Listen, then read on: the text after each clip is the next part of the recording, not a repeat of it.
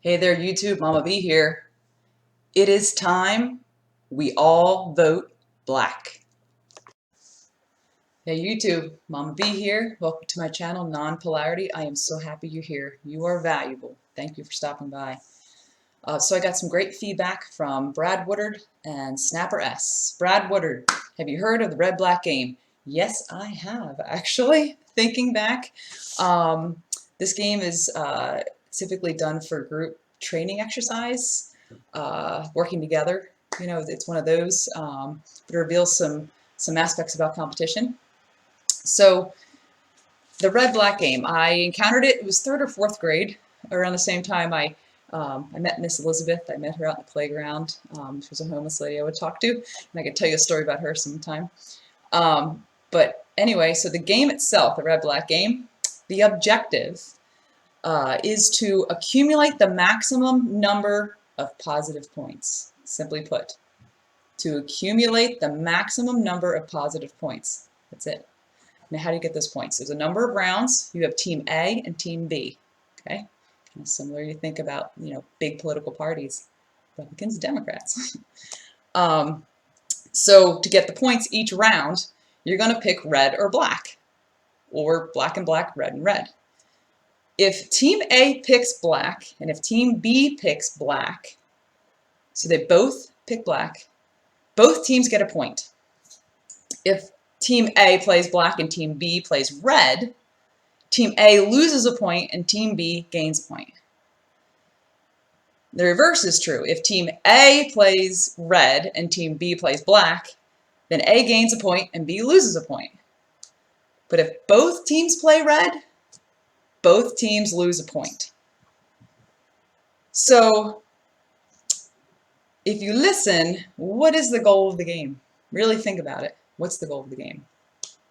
Now, I'm competitive, so I must confess that I played red at times in hopes that my competition, which was the other team, and these are people voting together in the team to play that color, I was hoping the other team would lose. I was some competitive person.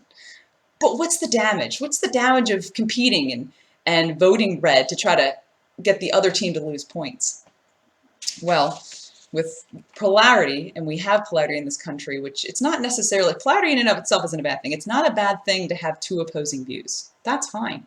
It's just when you get extreme to the point where you want to put the other team down, you want to put the other guy down, you want them to lose, that's when you start running into trouble. So with extreme polarity, when a side is attempting to make gains by putting the other side down, by demonizing the other side, we are playing red. And with that, we all lose. We all lose if we play red. So how do we fix this? If we vote black, if we all come together in our group and decide to vote black, and I don't mean skin color for the people who are skin color obsessed, just voting red or voting black for the game, we can all win.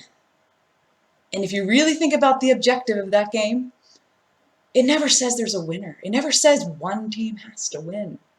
That's the key. We are in a democracy. We're in a country of free people. We all want to win. We all should win. That's the goal here.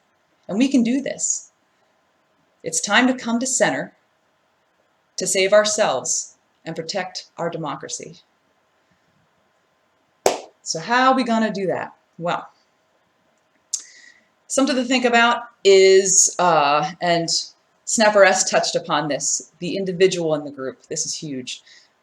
So you have the individual and you have the group. And it creates that yin-yang kind of symbol, individual, group. The individual needs the group to be heard, and the group needs the individual to be valuable. The group needs the individual to exist. And the best way to sort of explain this is to use the human body as an example.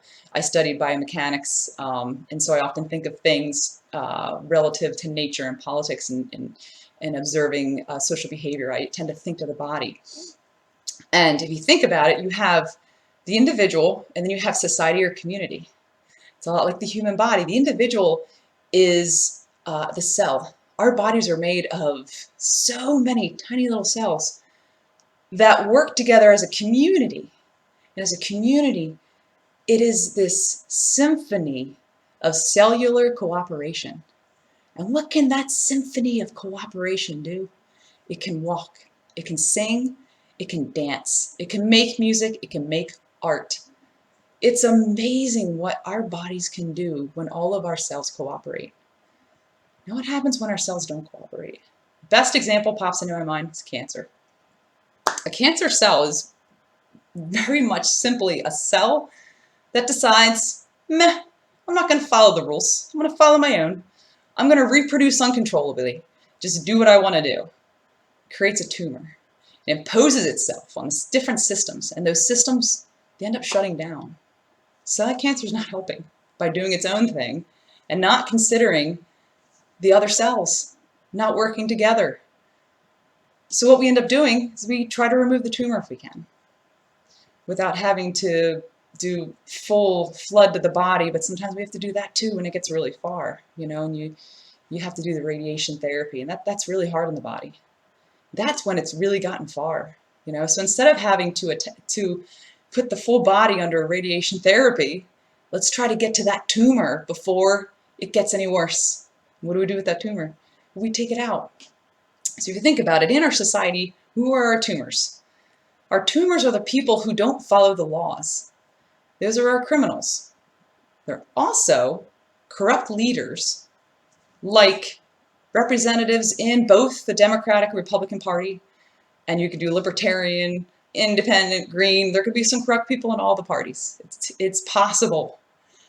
And cops, institutional heads of institutions, their corrupt behavior, corrupt thinking can infiltrate and spread like a cancer, and it can really ruin some beautiful things that we've tried to put in place. So what do? We need to take them out of there, identify them, oh, there's the cancer cell. Let's take them out before they spread and damage more into where we have to take the whole thing down. And then the system can recover with good people, good cells in place. But then what do we do with those people, those cancer cells? Don't throw them away. Reform them, and we can learn from them. Well, why not just throw them away? Get rid of them. Well, we can learn from even the darkest of hearts. Human nature, our hearts are big and beautiful, but they're also deep and dark. There's so much about ourselves that we don't know, and many of us are afraid to dive in there because it's a scary place to go. But we can learn a lot if we understand even our darkest parts, and we can grow very strong from that. If we understand what can drag us down and make us evil, we're less likely to make choices that will drag us down, drag everyone else down, and make us evil. We're less likely once we understand it. Once we clean up, we will be far more likely to find the cure to cancer with new focus and free thinking. So what can we do towards this effort today? Brad posed the question, what are your thoughts on how to bring communities like mine back together? And Brad described a very polar community. The answer is in your question, in your write-up there. It requires forgiveness and empathy. If we want to make a change in someone who opposes our views, we have to first understand them. We cannot elicit change if we do not fully understand what or who it is we wish to change. And how do we do that? I have personal experience working on this. What I recommend is when you approach someone or encounter someone who has a different view from yours, put on your business hat. You're now undergoing a business transaction. You're going to share information in hopes that they'll share theirs. And it's just that same concept, that it's not personal, it's business. Try to set the personal aside. Treat it like a business transaction. And is this possible? It is. I have lived it. My spouse and I say spouse because he's kind of like a sparring partner, we have differing views, dramatically differing views in some ways. He's more of a Republican Trump supporter. I'm more of a Biden Democratic Party supporter.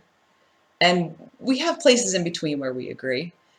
But when things were turbulent, when they were most turbulent, with things that were going on with, you know, what Trump was saying and ways that Trump was being attacked, we were duking it out.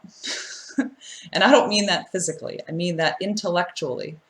We shared our thoughts and we gained some empathy for what the other was thinking and sort of understood where the other was coming from. And we either changed each other a little for the better, or we came to agree to disagree. And that is perfectly acceptable.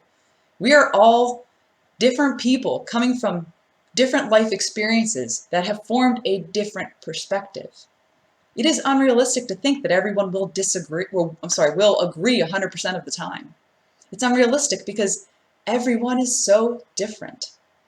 So it is okay to disagree. But we need to take the time to talk respectfully, to come to understand so that we can have that empathy. And with that empathy, the forgiveness comes a little easier. And then we can move forward. So I leave you with that. Leave me some comments on where we can go next. And I appreciate your time.